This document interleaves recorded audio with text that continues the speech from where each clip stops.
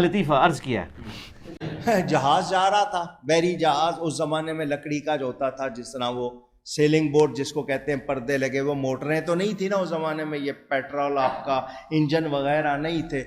بھنور طوفان آ گیا، گرداب طوفان آ گیا.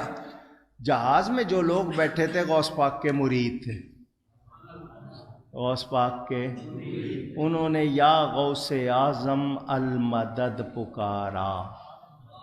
کیا پکارا؟ غوث اعظم خطبہ دے رہے تھے، تقریر کر رہے تھے، اچانک ہاتھ آگے بڑھایا تو یہاں تک ہاتھ بھیگ گیا غوث اعظم کا. ہاں کھول کے دیکھے، کھول کے بات کر رہا ہوں، ہاتھ یہاں تک بھیگ گیا. مرید کہتے ہیں ہم نے پوچھا حضور پانی بھی کوئی نہیں، ہاتھ بھیگ گیا. میں چپ کر کے سبق پڑھو. کہتے 2 مہینے کے بعد کچھ سوداگر کاروباری لوگ خدمت میں حاضر ہوئے اور نظر و تحائف پیش کیے. حضور نے ہمارے آگاہ ہونے کے لیے ان تاجروں سے کیفیت پوچھی. انہوں نے بیان کیا کہ یہاں سے 2 مہینے کا راستہ تھا. جب ہمارا جہاز پانی کے اندر تھا، یکایک طوفان آیا، بڑی تیز ہوائیں چلنے لگی، موجوں کا تلاطم تھا، جہاز ڈوبنے لگا. گھبراہٹ میں کچھ بن نہ پڑا، یا شیخ عبد القادر جیلانی المدد کا نعرہ لگایا. اسی وقت دریا میں سے ایک ہاتھ برآمد ہوا جس نے ہمارے جہاز کو کنارے لگا دیا. لوگوں نے پوچھا کیسے آئے ہو؟ کہنے لگے ڈوبنے لگے تھے، طوفان میں پھنس گئے تھے، ڈوبنے لگے تھے. غوث پاک کو پکارا، غوث پاک سامنے آ گئے. فرمایا گھبراؤ نہیں. آپ نے ہاتھ سے دھکا دے کے جہاز کو طوفان سے نکالا. کہا کون سا دن تھا، کون سی تاریخ؟ انہوں نے بتایا. انہوں نے نکال کے دیکھا، وہی تاریخ تھی، وہی وقت تھا، وہی منٹ تھے. اب میں تھوڑی سی انجینئرنگ کروں، میں کسی کو تو کچھ نہیں کہتا، میں اپنے آپ کو ٹارگٹ کرتا ہوں کہ اگر میں اللہ کا ولی ہوں، میں غوث کتب اور ابدال ہوں، تو مجھ پہ اللہ کی لعنت ہے کہ نبی علیہ السلام کے نالین شریف چوری ہو جائیں، اور میں تو جناب نگاہ مارتا ہوں تو 7 زمینوں کے نیچے دیکھ لیتا ہوں، اور نگاہ مار کے جناب وہ میں عرش بھی پڑھ لیتا ہوں اور لوح محفوظ بھی. تو میرے پہ اللہ کی لعنت ہے اگر میں نبی علیہ السلام کے نالین شریف تلاش کر کے اس علم غیب کے ذریعے واپس لا کے میڈیا میں پیش کر کے پوری کی پوری قوم کو بریلوی اور بزرگوں کا ماننے والا نہ کر لوں. صحیح لعنت ہے کہ نہیں؟ میں کسی پہ نہیں کر رہا، میں اپنے پہ لگاتا ہوں کہ اگر میرے پاس یہ کچھ ہو. اے جڑے منڈے کمپیوٹر جان دیو، میں تانوں حدیثاں پڑھ پڑھ کے لمیاں لمیاں دھاڑی راتی میں یہ دین ہی پڑھنا، تانوں جو میرے کول ہے میں تانوں سنانا. تے جڑے منڈے تسی کمپیوٹر جان دیو، وڈے وڈے انجینئر ہو مسلماناں دے بچے، تسی کیوں نہیں ہو گستاخاں نوں مطلب انہاں دیاں ویب سائٹاں انہاں دیاں برباد کر دے؟ تسی اپنے بٹن دباؤ، انہاں دی ہر شے تباہ کر دیو.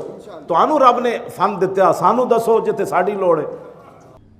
اور میری بزرگی پہ بھی لعنت ہے کہ میں اگر نگاہ مار کے یہ کچھ کر دیتا ہوں تو میں یوٹیوب سے نبی علیہ السلام کے اوپر جو گستاخانہ فلمیں چڑھی ہوئی ہیں میں ان کو ڈیلیٹ نہ کروا سکوں. تو لعنت ہے میری اس بزرگی کے اوپر. وہ کہتا ہے جی اے بابے جو سچے جی تے میں سن رہا تھا مجبوراً، کہنے لگا جی بابے سچے ہیں تو مینار پاکستان سے آ کر چھال مارو تے پھر بابے نو کہو نا جی بچاؤ، تے بابے بچا لین گے تے میں مان لواں گا جی بابے سچے نے سارے. تے میں کیا پھر تو بڑا چلا آدمی، تیرے کول تے اتنی عقل نہیں ہے. میں کہا تو انی گل کر دیں، بابے نو آواز ماریے اے اسی بعد ہی گل کریں گے. تو توحید دا ٹھیکہ چکیا ہے، تو مینار پاکستان تو چھال مار رہا، تو کیا یا اللہ مینوں بچا لے. اگر آپ کہیں اللہ کیوں نہیں کرواتا، اللہ نہیں کروائے گا سر. اللہ نے تو حسین کا سر کٹتے ہوئے بھی دیکھا ہے، اللہ نے تو کعبے کے اوپر چڑھائی ہوتے بھی دیکھی ہے. دنیا اللہ نے رکھی ہے بقدر ایفرٹ. لیکن آپ کا دعویٰ ہے کہ آپ کے بابے یہ سب کچھ کرتے ہیں، اوکھے ویلے بزرگ کام آتے ہیں. تو دعویٰ چونکہ آپ کا ہے، اللہ کا تو دعویٰ ہی نہیں ہے. کس آیت میں لکھا ہے کہ بسم اللہ پڑھ کے ساکٹ میں 2 انگلیاں دو تو کرنٹ نہیں لگے گی؟ کوئی نہیں. کوئی نہیں. دعاؤں کا بھی پتہ ہے آپ کو آیا ہے، اگر کوئی بسم اللہ الذی لا یضر پڑھ کے خود کوبرا سانپ کے آگے ہاتھ کرتا ہے نا، پھر وہ اس کے اوپر دعا ختم ہو جائے گی. وہ اپنے اوپر تقدیر خود غالب کروا رہا ہے. یہ اسی لیے اس میں الفاظ ہے ناگہانی آفت. ناگہانی کا مطلب سمجھے. اگر ایک بندہ کہتا ہے میں نے اعوذ بکلمات اللہ پڑھا ہے اور میں جا کے بچھوؤں کی سرزمین میں جا کے چھلانگ مار دوں، ایسا تو نہیں ہوگا. وہ خود اپنے اوپر تقدیر غالب کروا رہا ہے. جو اپنے اوپر تقدیر خود غالب کرواتا ہے نا، پھر دعا والا اس سے سایہ اٹھ جاتا ہے. ٹھیک. کیونکہ جب آپ خود مرنا چاہ رہے ہیں تو ٹھیک ہے مرو پھر. تو میں کہتا ہوں میری بزرگی کے اوپر لعنت ہے کہ میری بزرگی ہے، میں نگاہ مار کے یہ کرتا ہوں اور میں یوٹیوب سے ویڈیوز نہ ڈیلیٹ کروا سکوں نبی علیہ السلام کی. اوکھے ویلے بزرگ کام آتے ہیں. سر یہ اب آپ بھی ذرا سوچیں کہ آپ نے ان لوگوں کے بارے میں اتنا کچھ کلیم کیا ہوا ہے، یہ کہاں کے عاشق رسول ہیں؟ اگر یہ ویڈیوز نہیں ڈیلیٹ کروا سک رہے. ہمیں تو اختیار ہوتا, ہم تو ایک نگاہ مار کے کرتے ہیں, ہم کہیں گے جی لعنت ہماری بزرگی کے اوپر. اور میرا آخر میں معصومانہ سوال ہے, اگر اس طرح چیزیں ٹلتی ہیں تو یہ مزاروں کے اوپر بم کیوں پھٹ رہے ہیں؟ تو یہ فوراً کو شیطان کہے گا اور یہ کعبے بھی تک کرین ڈگی سی نا.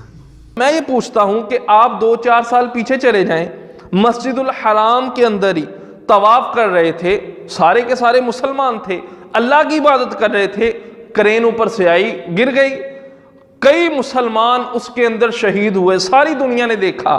وہاں پر اللہ کہاں چلا گیا تھا؟ جب جیسے یہ کہتا ہے نا کہ داتا صاحب اپنے مزار پر بم بلاسٹ کرنے والے کو نہیں پکڑ سکے, داتا صاحب کدھر چلے گئے تھے؟ تو میں اس سے یہ سوال کرتا ہوں کہ اس وقت اللہ کہاں تھا جب کرین گری, اتنے مسلمان شہید ہو گئے؟ سر کعبے کی اللہ نے گارنٹی نہیں لی ہوئی.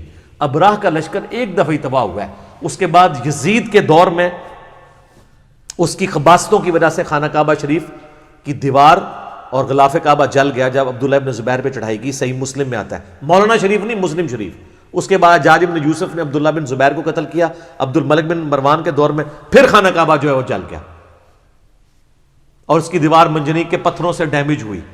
تو اللہ تعالیٰ نے تو کوئی حفاظت نہیں کی ہے, دنیا بقدر ایفرٹ ہے. حتیٰ کہ بخاری مسلم میں آتا ہے قرب قیامت میں ایک پتلی ٹانگوں والا کالا حبشی کعبے کی اینٹ سے اینٹ بجا دے گا, کوئی حفاظت نہیں ہوگی. وہ اللہ نے ایک ہی دفعہ یہ کیا ہے.